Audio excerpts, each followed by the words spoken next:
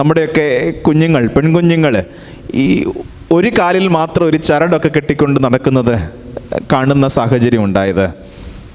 ഇത് ആദ്യകാലങ്ങളിൽ കണ്ടപ്പോൾ ഒരു കൗതുകം തോന്നി. എന്തിനു വേണ്ടിയാണ് ഇത് ചെയ്യുന്നത്? വളരെ പ്രിയപ്പെട്ട 3-4 പേരോട്, കുഞ്ഞുങ്ങളോട് ഞാൻ ചോദിച്ചു, എന്താ മക്കളെ ഇതിങ്ങനെ ചെയ്യുന്നത്? ഓ അച്ഛാ, അത് അവൾ ഇടുന്ന കണ്ട് ഞാനും അങ്ങ് ഇട്ടു.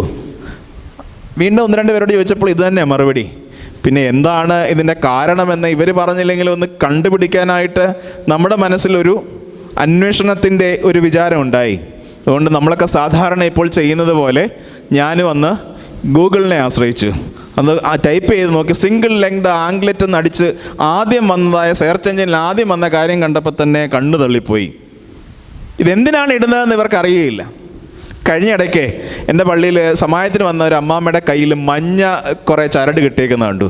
ഞാനത് കഴിഞ്ഞപ്പോൾ ചോദിച്ചു, എന്തിനാ അമ്മാമ്മ ഇത് കെട്ടിയേക്കുന്നത്? ഓ അച്ഛാ, വീട്ടിൽ അവിടെ അങ്ങനെ ഇരിക്കുന്ന